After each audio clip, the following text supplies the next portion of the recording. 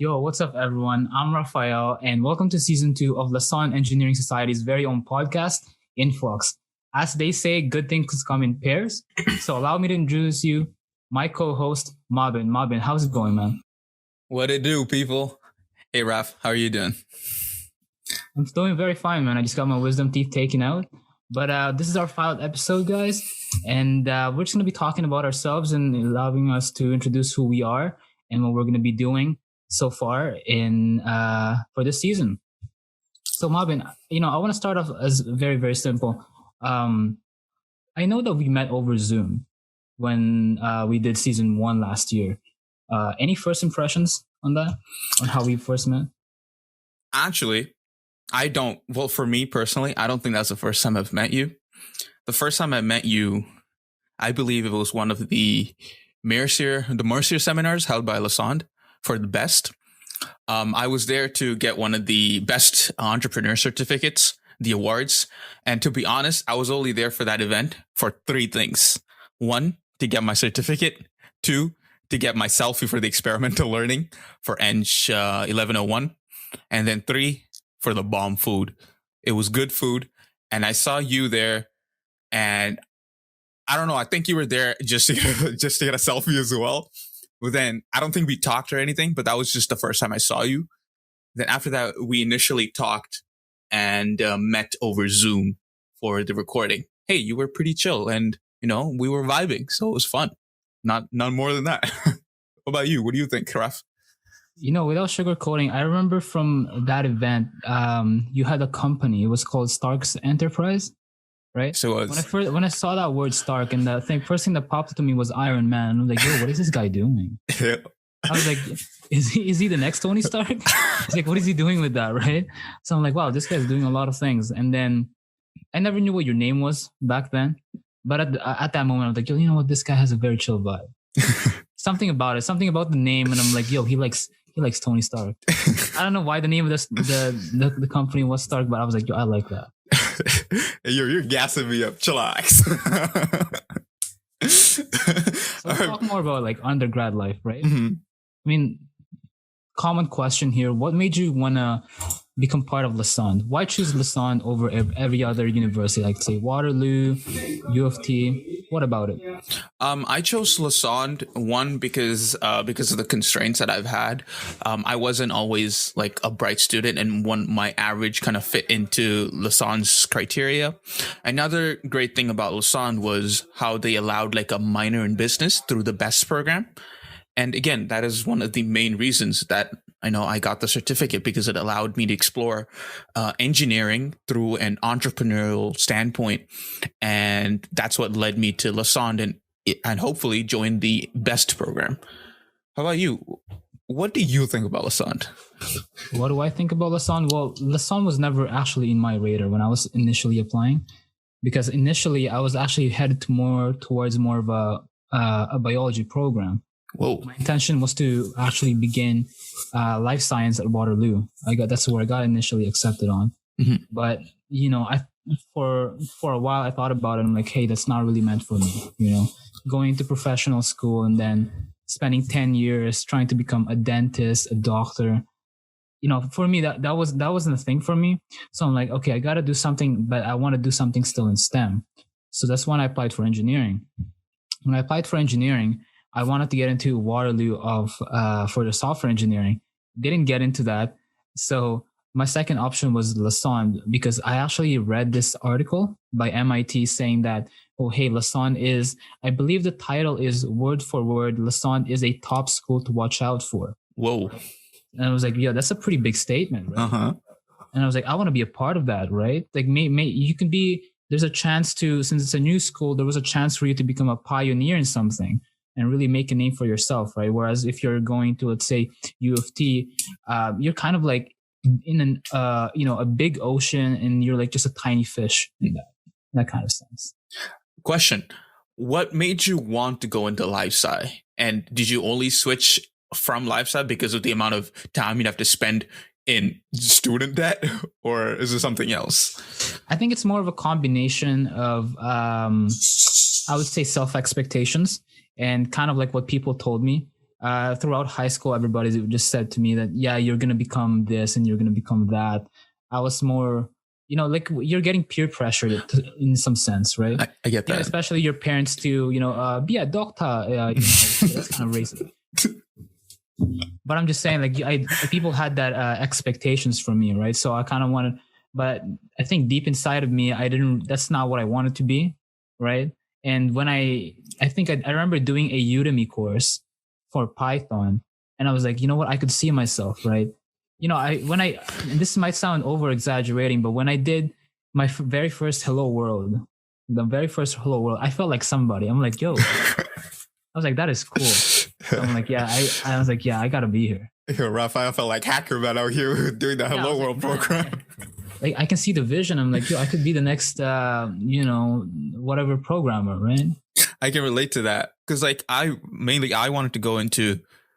I'm in computer engineering. I wanted to go into computer engineering, one, because I loved like working on hardware because I did robotics and tinkered with a lot of hardware in my life.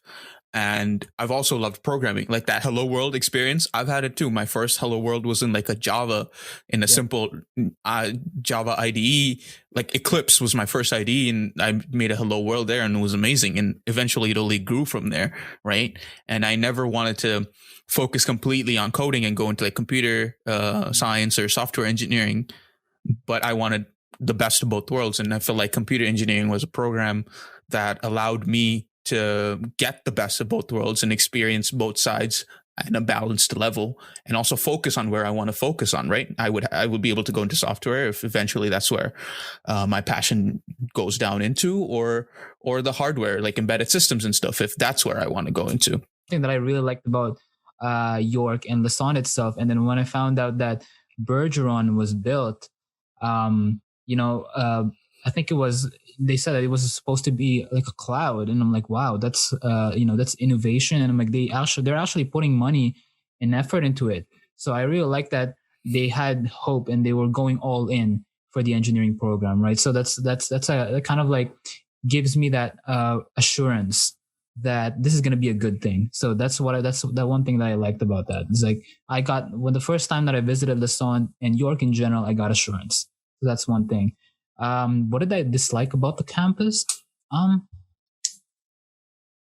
It's hard to say. I would say that when it comes to the campus, we're talking more about just like what's on the campus, or like what, just my overall experience. I would say overall experience. Wait, what do you think that's bad, or what do you dislike that's on campus? Like, what do I dislike on campus? Well, how far it is from my home. So I had to travel about 1 hour or so just to reach the campus. And, but has nothing to do with the campus. I would say that I feel like some of the labs could be better. The lab environments, especially the physics one, I think, in my opinion, could at least be a lot more improved with better equipments. But other than that, I think everything is very, very solid for me. What about you, man? Well, for me, on the other hand, what I dislike about my campus experience is the commute. I live an hour and a half away, so I spent almost 3 hours traveling just on the bus, right? And when you have a class at 8:30 in the morning and you have to catch the bus, you're leaving the house at like almost, depending on bus timing, so you're almost leaving at 6 or 5:45, 5:30. That means you're waking up earlier, and usually at that point, you have to, get back home after the day from campus. And usually you're sleeping late too. So you're not getting the recommended amount of sleep.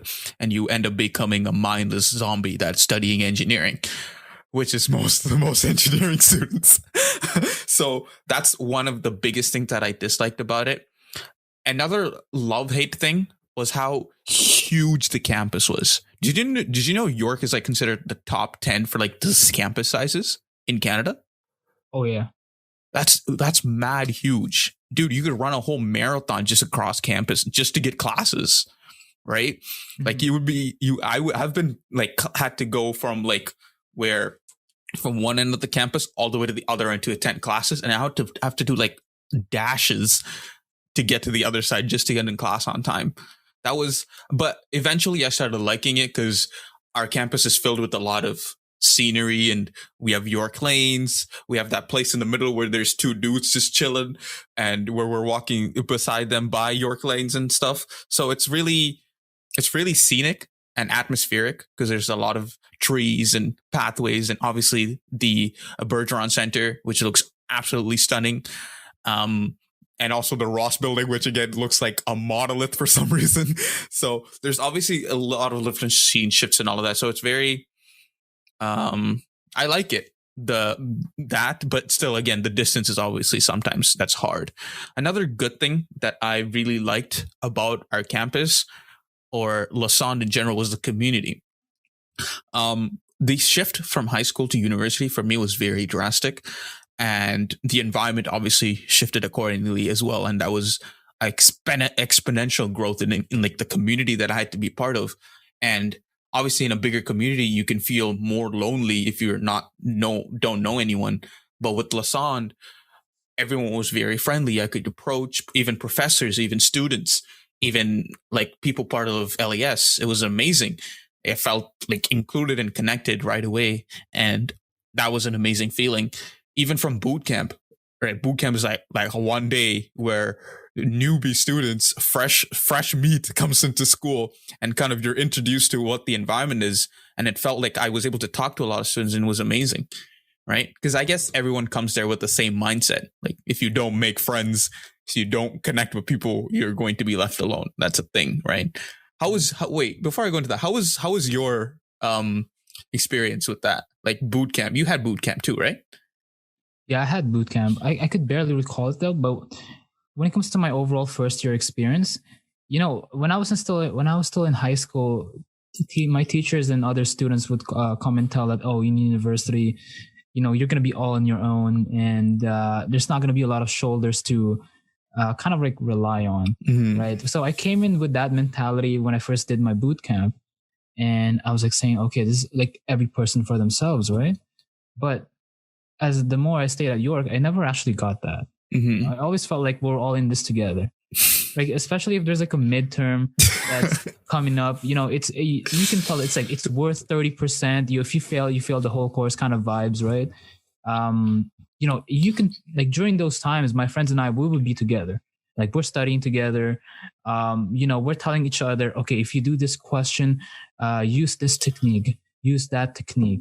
And I think that really, helped my transition from high school to university.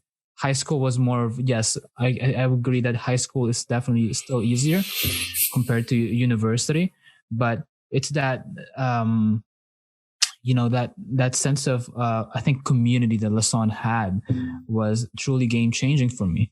Right. What about you? How different is university studying compared to when you were in high school? Oh yeah, drastic. Like, as you said, nothing brings together a whole community in Lassonde like a really, really bad midterm. That's amazing. Because I've been to like the Bergeron cafeteria, right? I've seen people cram study for midterm season. Like, it's amazing to see just us just chilling together. It's like, hey, yo, what do you think about this question? Like, how do you think you're gonna do this one? Like, that's like, again, friends, community. You're bringing people together, right? And obviously all of us just wants to eventually, at the end of the day, belong to like a community and eventually proceed that way. And that's the biggest thing about university, or that experience. Comparing it to high school is a smaller environment, and usually you have your own small set of group of people, right? People who like are athletes, or who are focused on that part, who are focusing on like the STEM studies, who are math majors. So there's like splits like that I have in my high school. There are art students. Obviously you again follow into your clique. So, or you kind of stick to that group. When in Lassonde, everyone's in engineering, right? Yeah. So you kind of have a bigger community, is what I felt like. Another thing that was big for me was the labs compared to university. I mean, university comparing my high school experience. I came from a high school where, you can tell there's not a lot of funding. So a lot of the labs were kind of like self-experiments. So we would have to kind of like buy our own equipment. So I remember there was like a physics experiment where we had to use our own shoes. We had to use t-shirts just to like mimic the simulate the effect of, I think it was momentum or something, or like of just inertia or whatever it is. But this one is actually a lot different in terms of the pace, because I felt that a lot of the labs that we had to do, especially for, let's say, physics, um, it's hectic. There, you were only given, I think it was around an hour and 30, and if you don't complete it, you're pretty much done. Yep. Like everything just claps and it like closes on you. We never had that. Like our experiments were kind of like take home as well. Mm-hmm.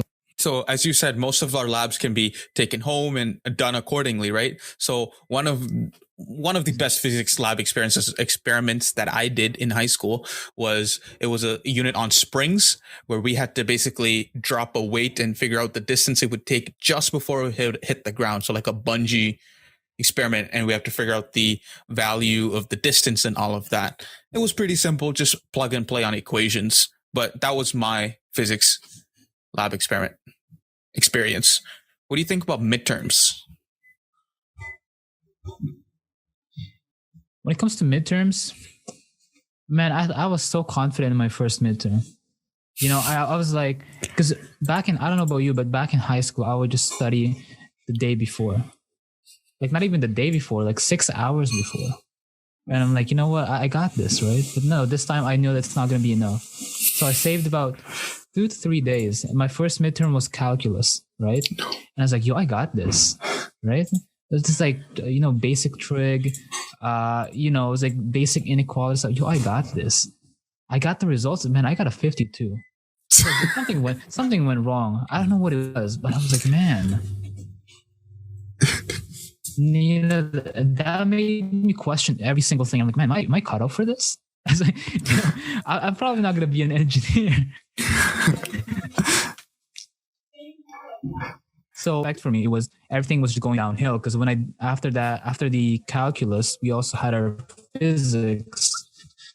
When we did their physics again, I got the same results, something around that. Like I barely passed, right?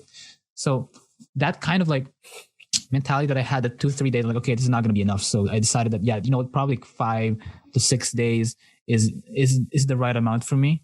So from then on, I'm like, you know what? Okay, I need to up my game up so that I could, get the grades that I like.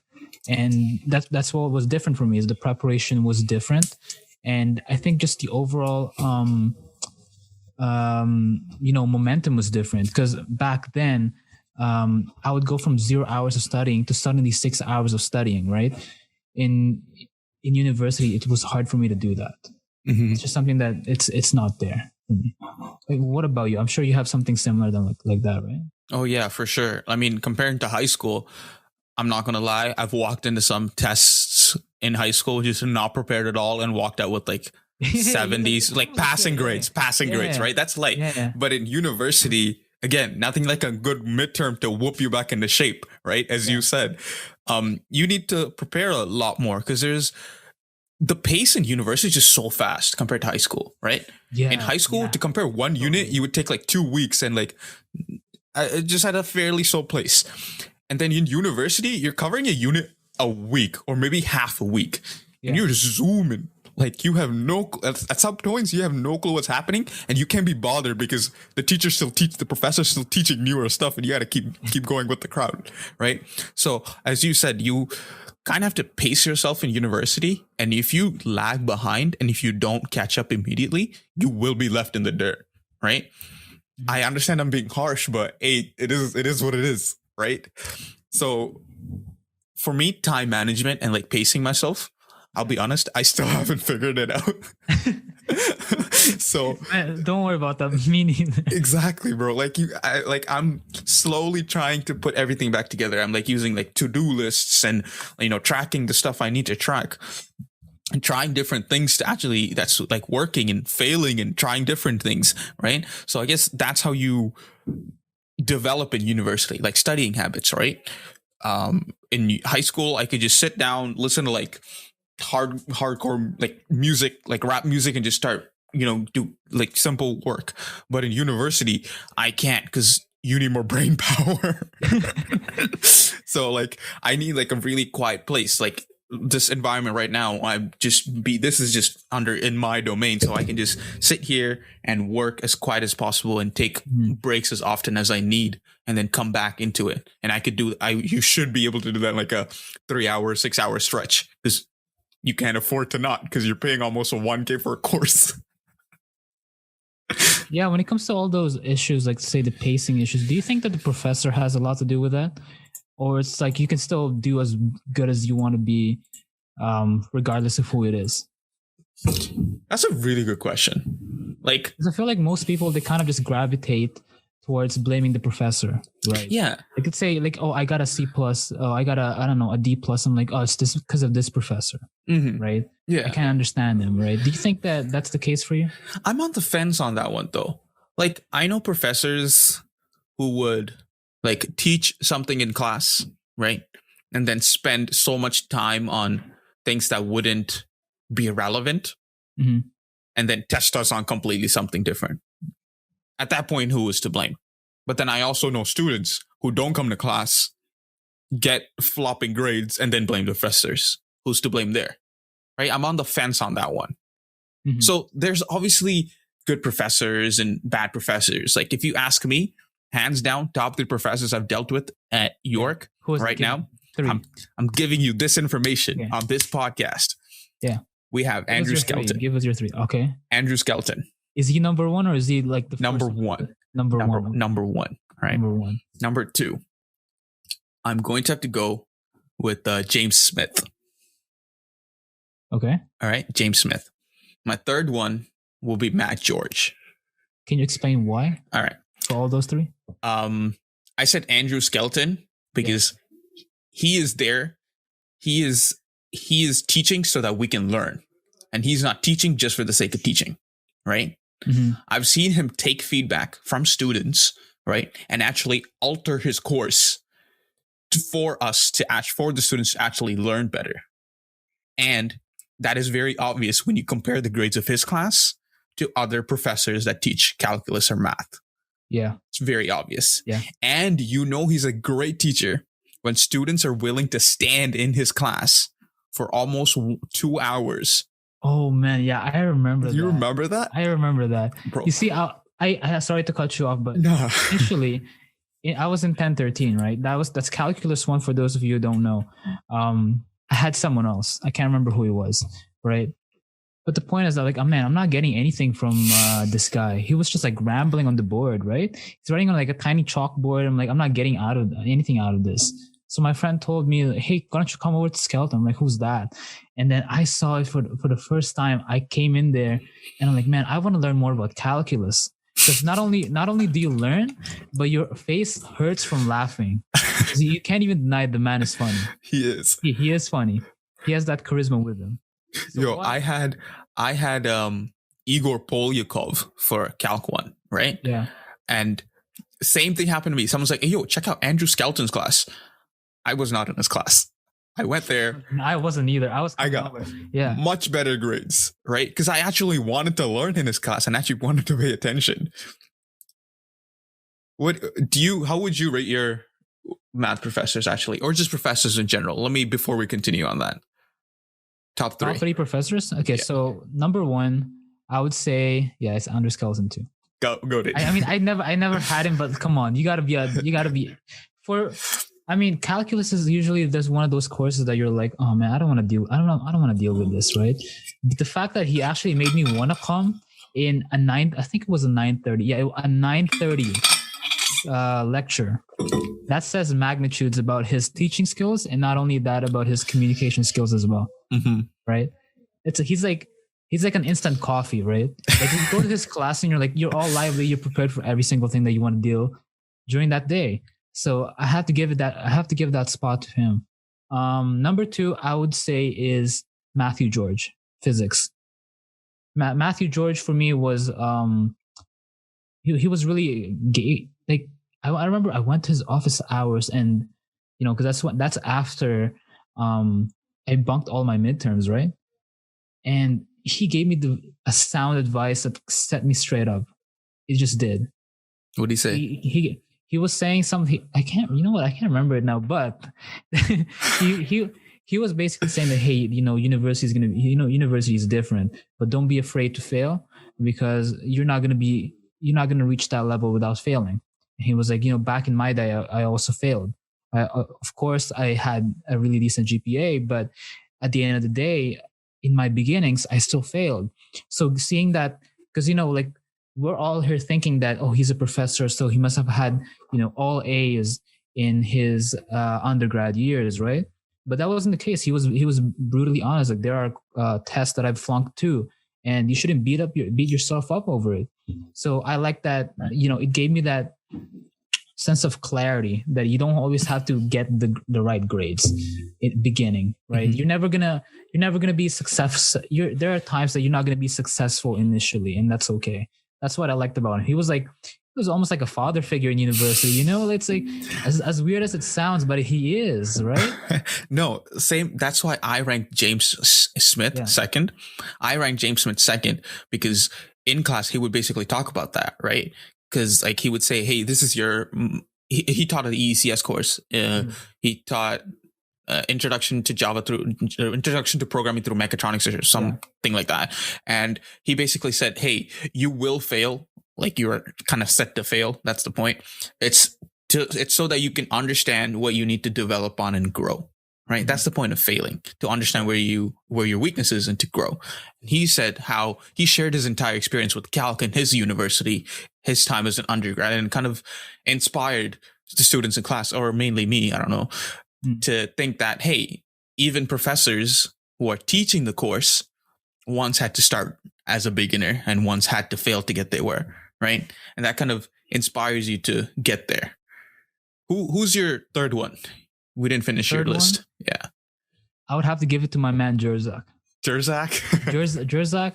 Listen, we mentioned a lot about failing here and all that. I never really felt failure until I hit his first test. His first test was killer. It was so intense. Did you remember? Because we're from the same batch.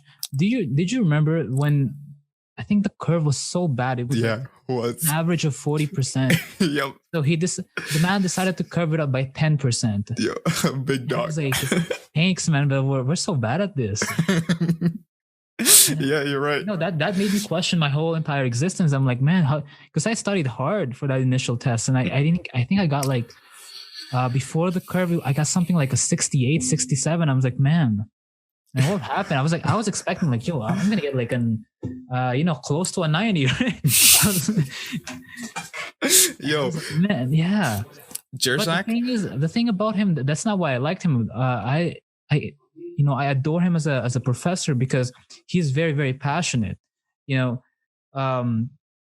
would not only want you to learn, he would also motivate you. He would always have those mini pep talks saying that, if you really want to learn, you need to cover my solutions, redo them on your own. Only then will you show me that you're learning.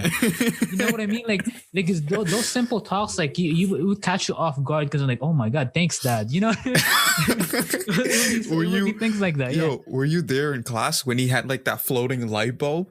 Oh yeah. Yo, that was so cool. Like, he would have experiments in class to actually demonstrate what he was teaching, and he would like explain what was happening.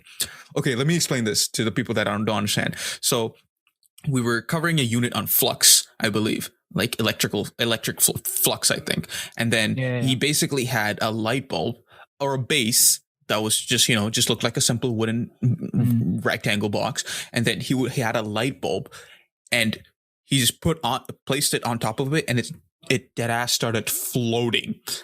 It turned on, it just started floating and just rotating. And everyone in the class lost their mind because he pulled like 100% wizard move, and we were just tripping. And it's like is Darth Vader in the room? Exactly, bro. Like, he was floating, right? Yeah, and the best part was like he explained the science of it and like actually connected it to the course content, which is amazing, right? Those are professors that actually want the students to learn instead of, again, being there just to teach the course. Yeah. So you see, that's why I rank him third. I rank, there's just so much things that he tells you that not only about physics, it's just about life, how life works. Right? Because I remember I also went to his office hours and I'm like, man, how do I study for your tests, right? I just want to get the recipe down, right? And he was like, you got to do every single problem that I assigned you. And I'm like, man, at that time, I had like 6 courses, right? I'm like, that's not possible. Right? Some things that you have to skip. And I'm like, well, then you're not going to get a good grade. So he was straight up with me. I was like, you know what? Like that's like the level of realism that I needed to get. I'm like, okay, I got to work harder. So yeah, he motivates me. That's the good thing. Now, okay. So I understand we talked about the good. So obviously, we have to talk about the bad, right? Controversy alert. But let's talk about just one. All right. Who would you say is your experience at Lassonde? Yeah. One of the worst professors that you've had. Go. One of the worst. Well, okay. Well, first, I'm gonna clarify what I mean by worst. Worst meaning that they're not a terrible person. Okay, I'm not targeting their personality or whatever, but it's just their teaching style. Okay, and in my opinion, the worst professor when it comes to the teaching style, at least, was Raji Iyer, Chem. I see. Chem 1100. Every single engineers, for those of you who don't know, had to take a chemistry class. So we were all pretty much in the same, like lab and lecture hall. I think there was only like one lecture hall too, and it would be like 3 hours long, right? Yep. The reason why I say that I think that she's one of the worst is that I feel like the pace was just too much. I think that I get it that we only have. There's so much things to cover in chemistry. Let's be honest here. There's like the content is just sheer. It's like a lot, right? But I feel like there could have been better ways to handle those, right? You could have just skipped the basics. What she would do is that she would grab those 73 slides PowerPoints and just read from the slides, right? So even if you didn't come to class, you would know what you guys covered because bullet point for bullet point, that's what she's saying. But in my opinion, that's a bad practice because I think that most people will spend more time on some certain materials because they don't know what the main point of the whole subject is. Like, let's say if you're covering entropy or whatever, let's say a certain chemistry topic, then that should be the prime focus of the lecture. That's where you should invest the most time on. But I never got that vibe from her, right? In fact, she was speaking so fast that you can tell that she was pathing herself. She was like exhausted. She was like, she was like losing her breath. She was like, it's like when she was teaching like she was in a marathon race. Right? She was exhausted by the end of it. So, I mean, no respect to Raji Iyer. She's a nice person. One that has a very good text back game. Like, I remember I emailed her. I think it was like 11 o'clock at midnight. She responded 5 minutes later. I'm like, damn. That's a record for professors. Yeah, I was like, how does she have the most time? And I don't know why she was doing this, but because I usually email her a lot because like the OWL, for those of you who don't know, OWL is kind of like an online assessment quiz thing that we have to do. It's a part of our assessment, so like the overall weight of the course. So we had to do that. It's a bit buggy, and I would talk to her about it. And somewhere towards the end of it, for some reason she was, because especially when Corona hit, she was saying that, she was asking me, do you think I should hold a tutorial? And I'm like, man, I don't know, maybe you should do that. Right? Asking for advice. But anyway, that's just for me. What about you? Who was it for you? Well, yes, Rajeshwari are definitely, I wouldn't say the worst because one, I had a worst professor in first semester of my first year, right? See, before I introduce the worst professors, I'm with you on that. This is not like a thing on their character. I'm just talking about their teaching style, right? Yeah. And when it comes to, especially in university, right, what I learned is that my first few weeks of class is more of me assessing the professor and assessing the content. Yeah. Right. Yeah. And one, if I'm able to actually deal with the professor, I will come to class and learn. Two, if it's content that I can manage on my own as well, even much better with the professor. But if it's a professor I cannot deal with and content that I can do it on my own, I'm willing to skip class, go to like Stacy Hall and just study by myself, right? And one professor that showed me that I need to learn how to study on my own was E.T. Where did you have? Did you have him for calculus 1 or? I had him for linear algebra. Okay. First linear algebra. Okay. Listen, we went through the class, most of it, right? Not covering any numbers or anything. It was just theory. And then I was looking at the other class. I think it was taught by Hung Gao. I'm not sure. Young Gao. Young Gao. Young Gao, his content was so much better, was able to teach much better, and his tests was actually reasonable as well. I felt it was reasonable, right? And we compared it. We compared both. Like I had a friend who was in Young Gao's class, and I was in his class. And we compared unit tests, drastically different. And then at that point, I realized I will do much better if I just learn on my own, right? And another thing was that he was, I usually sat in the front. So one, because he doesn't like to use a mic, right? And he also doesn't have much of a voice that can project in a classroom of 500 kids. If you sit in the back, no way you're going to hear him. But if you sit in the front, he's going to spit all over you.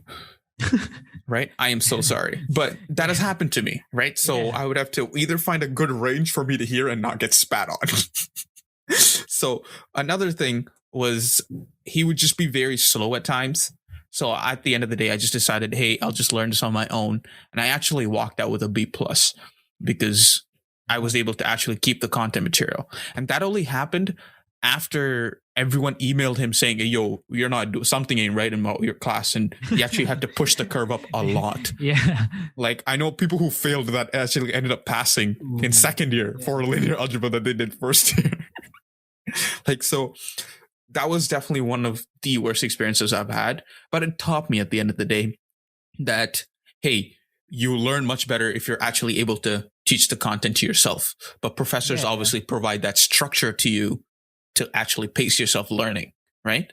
Yeah. And I think, when it comes to math classes and physics classes, even if your professor is not the greatest, that, in terms of suiting your learning style, there's like so many resources available in the internet, for example, in YouTube, that you could easily just go in and have a look at. So at the end of the day, it almost didn't matter, right? You just had to deal with their tests. Yep. That's about it. Yep. That's one thing that I didn't learn, that, I should have done a lot earlier, is that if you're not learning anything, just turn to YouTube. There you'll probably find a YouTuber that's covering the same thing that you guys are covering, and you'll probably benefit more.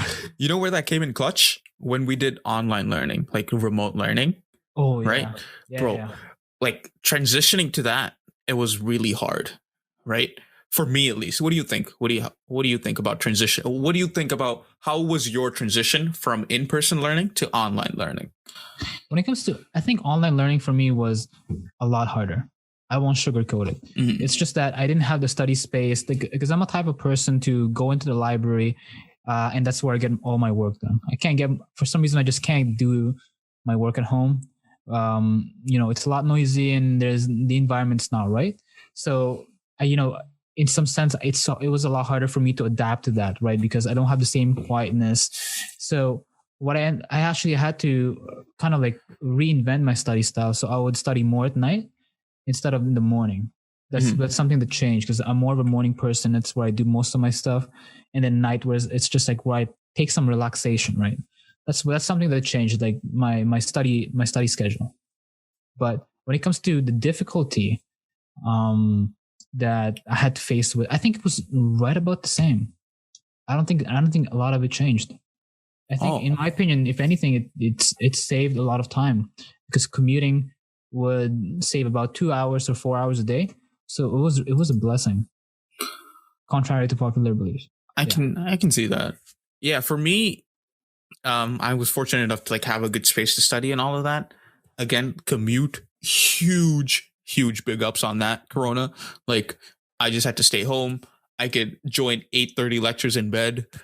It was a blessing, but then eventually it caught up to me, and I realized I wasn't paying attention in class. Yeah. So there was definitely good pros and cons, right? This was my main space, but then I also lost track of time, and I was like very tired, right? Because Zoom fatigue is a real thing, right? And I still experience it. It's when like you sit behind your computer for hours and hours on end, because I work and study and do like I play or recreational stuff in this space. So I'm here 24/7, right? And that kind of messes with your brain a lot, right? For me, at least. It does. So that did that for me too. Yeah, it's not fun, right? I'm pretty sure that's like that's the experience for a lot of people who are studying through remote learning, right? And for me, what I had to do was kind of just get up and get out, right? Get out from this space and go out. I usually went on like walks as regularly as I can. I try to work out and all of that to just kind of still stay physically fit and keep my posture right. Because I eventually looked like a hunchback at the end of 2020. Yeah. So that was my thing, right? Another thing was professors dealing with online learning. Bro, I felt it was vastly different. Like the beginning when we transitioned, a lot of professors was like really harsh. I can understand that because it's online. Yeah. It's like mad easy to cheat. I 100% respect that. But then at one point, if you make it too hard, you're only pushing people to cheat.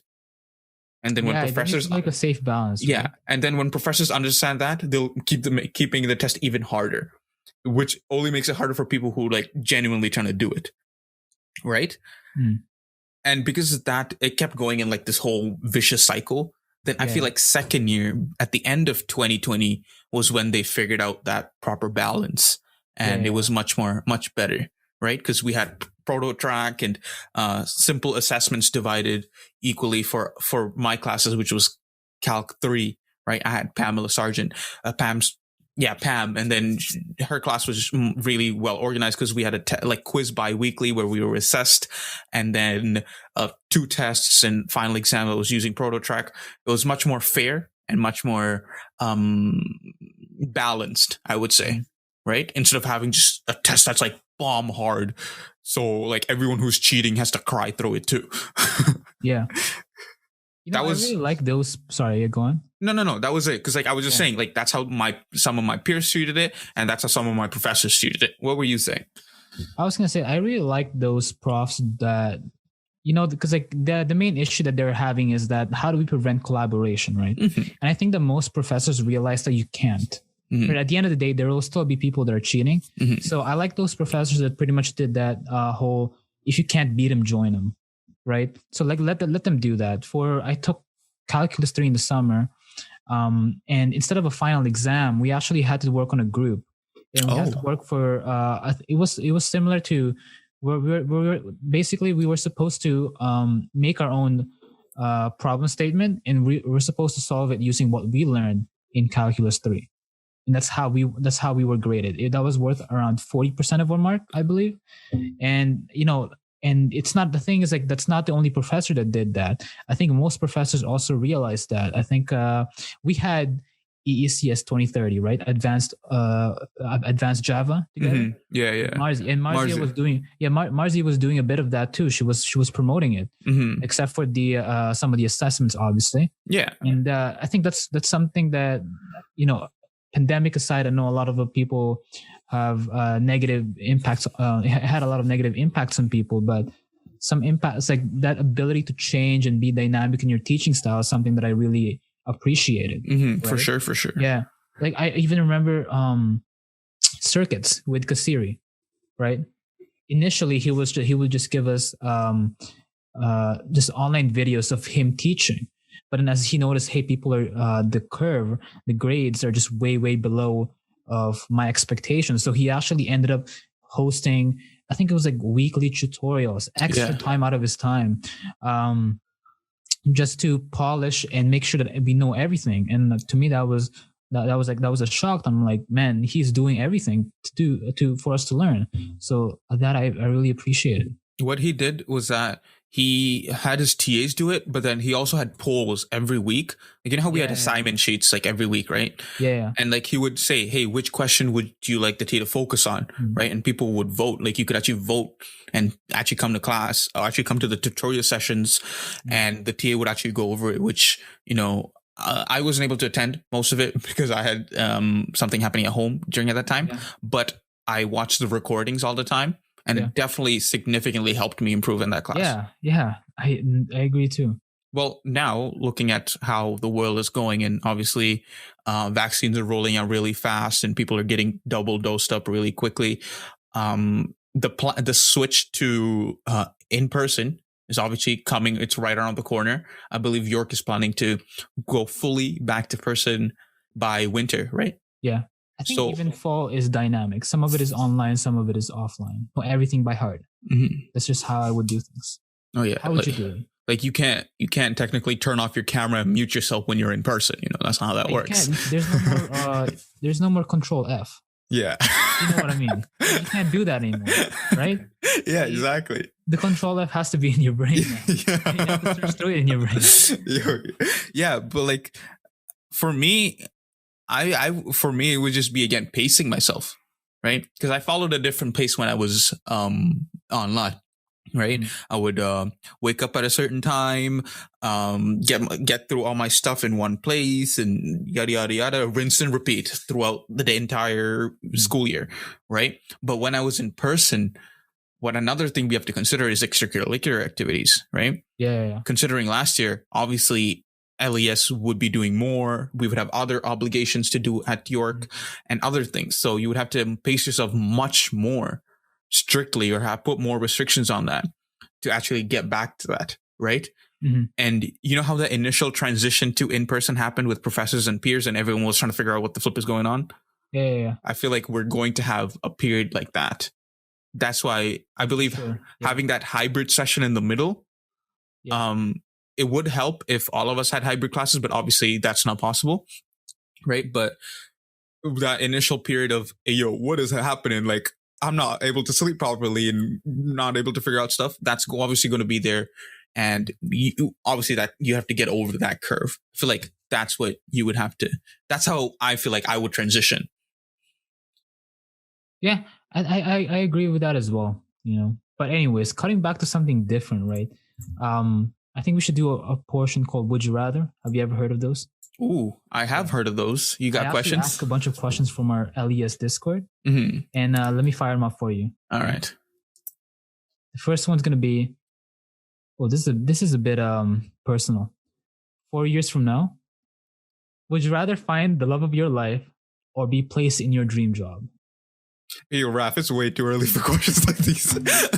It's way too early. Wait, I'm just picking out the questions. Repeat that again? Content questions, so yeah. Hey, you repeat that? You know, you can take it as anything as you want. It's just basically, would you rather, I think by saying the love of your life, maybe they're saying marriage, right? Would you rather be married or, I guess, be placed in your dream job? All right. I might come off as selfish as hell, but I would rather have a dream job. You would rather have a dream job? Yeah. Because I think I would choose the same thing. I guess finding love is something you have to do on your own. You can't force that, right? Yeah. Again, going super deep here. Finding love is something you have to do that on yourself and just put yourself out there. And it have to be something that both of you are comfortable with and you eventually come together like that. A dream job you have to work your ass off for. And obviously if you can skip that work your ass off for, I'm all for it. Yeah. So there's just like a lot of security, right? Yeah, for sure. Yeah. Let me hit you with one. Would you rather establish like high speed world travel, like worldwide travel, or really affordable interplanet travel, like across planets? Are we talking like Mars, Jupiter, and all that stuff? Right? Yo, we're going to other galaxies, baby. Other galaxies. You know, I'm a big fan of that movie. Have you heard of Interstellar? Oh, I watched it like 2 weeks ago. That movie to me is probably the greatest movie I've ever seen in my life. Like, if somebody tells me otherwise, I will debate you till the end. Right? It was a mind so fuck. good. That movie to me was just so good, the acting and everything. So I would rather, honestly, affordable interplanetary travel. Right. I'm just quoting the movie. They said something that, humans are not meant to be caretakers. We're meant to be explorers. And I so agree on that. Right.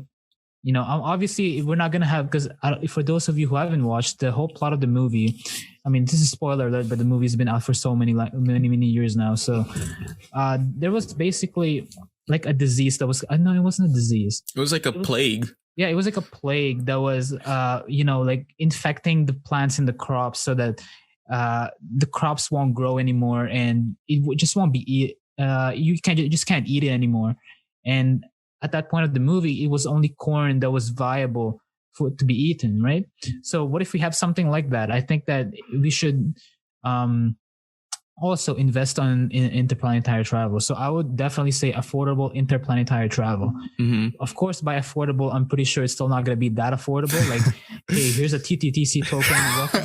Welcome to Mars, right? Like, it's not going to be like that.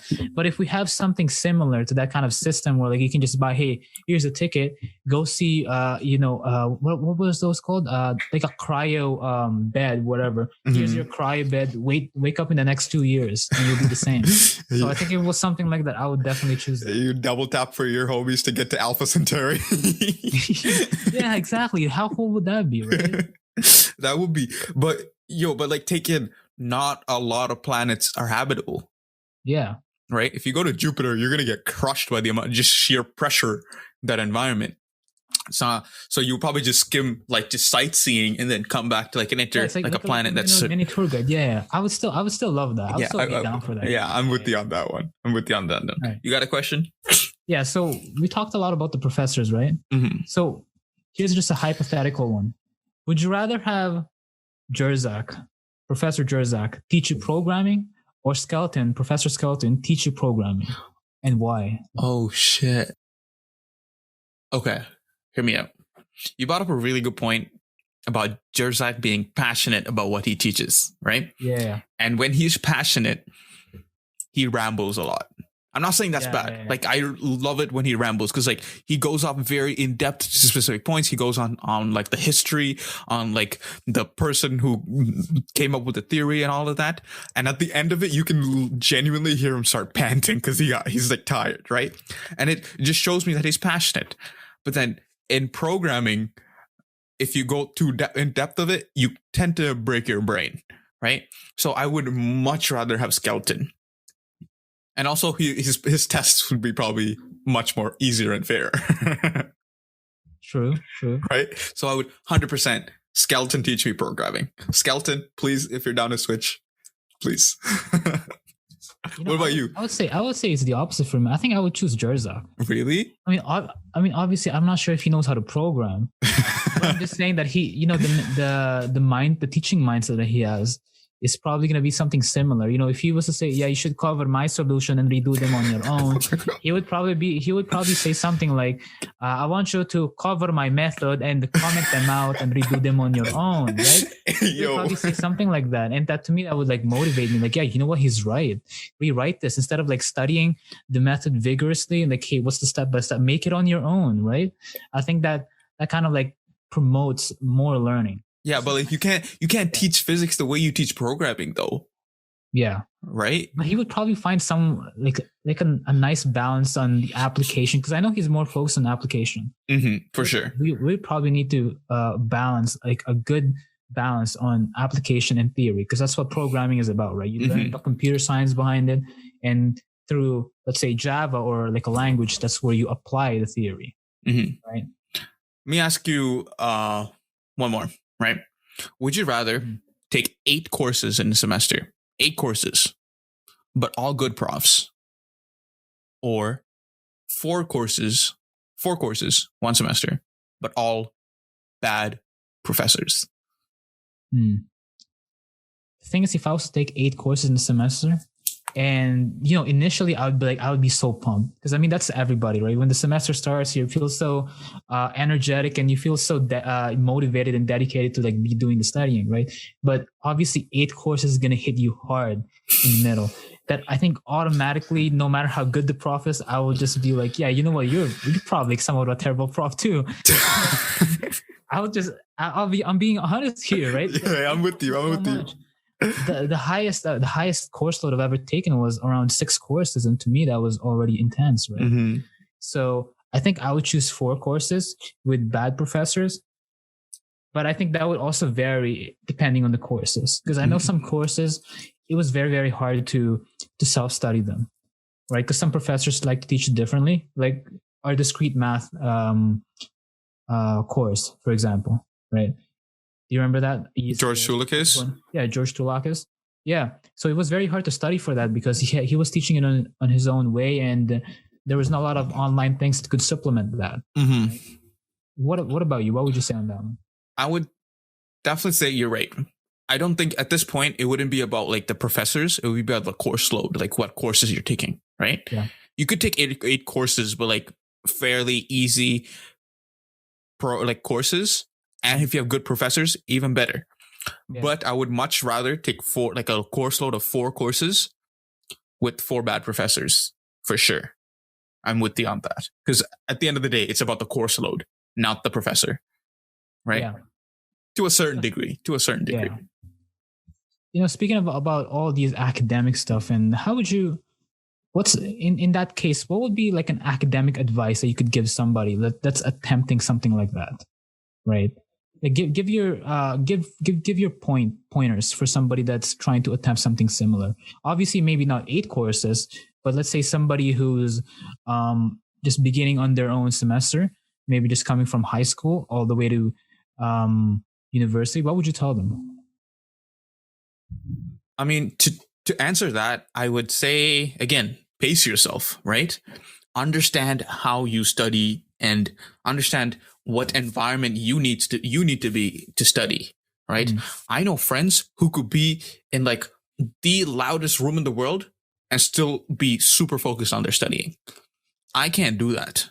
I'm a very extroverted person, and if I hear a loud noise, I'm probably the one making the loud noise. Yeah, I want to be there. Yeah. Exactly, right? So I need more of a controlled, closed, just me in my own space environment for me to study, right? And also take breaks. I understand that, yes, time is of the essence and you need to put in the work. But then if you don't take care of yourself at the end of the day, there's no point of studying because you'd be dead.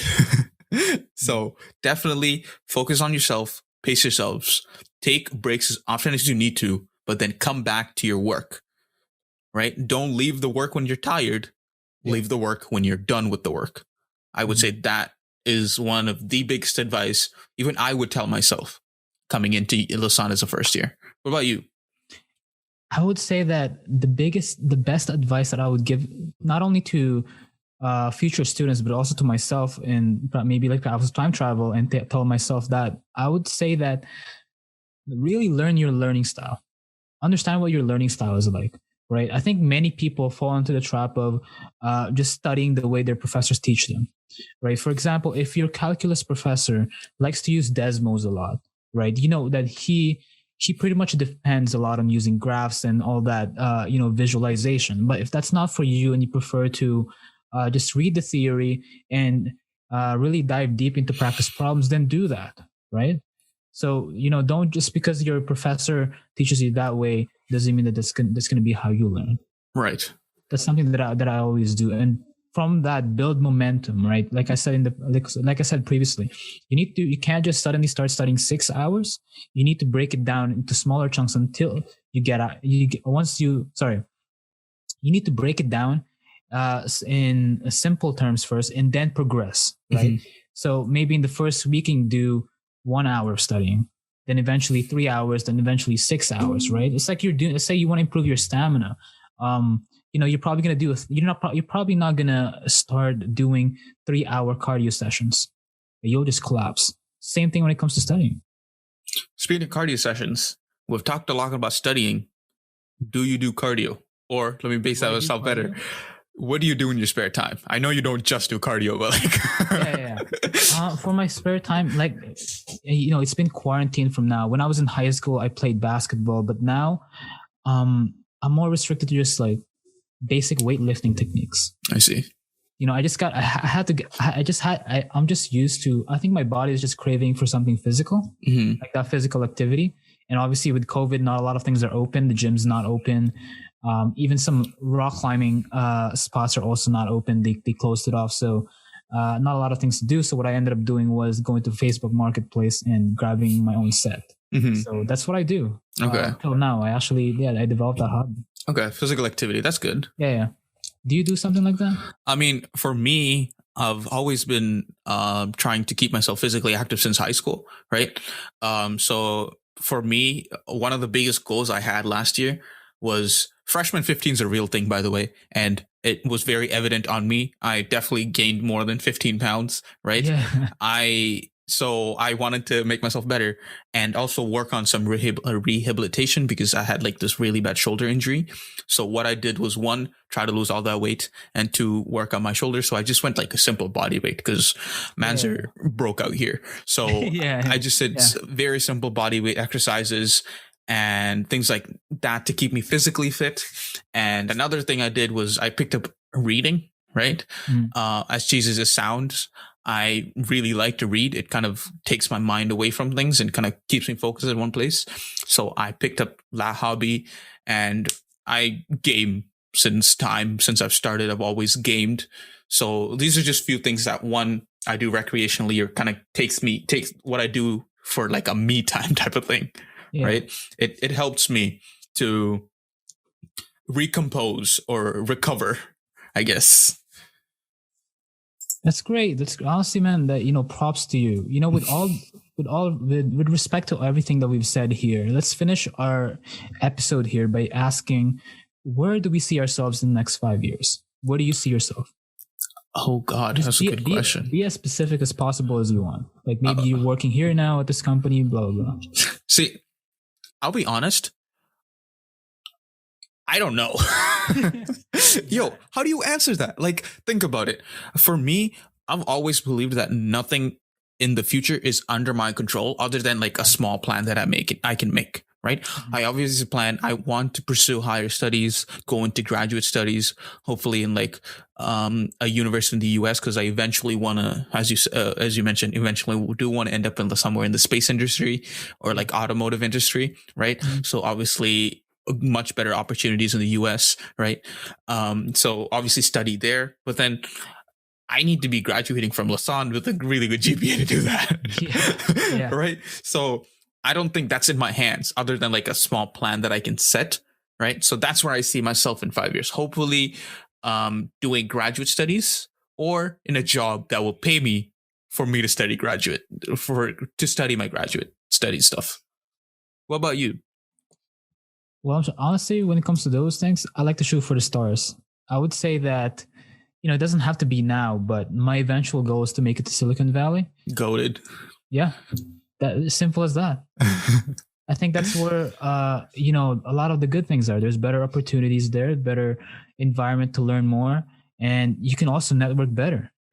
So for me, that's kind of like, if basketball players have NBA, that's kind of like, for software engineers, that would be the basketball NBA equivalent for software engineers, right? It's like, hey, I made it to Silicon Valley. Yeah, I made it to the NBA. Like the same thing, same effect, right? That kind of thing.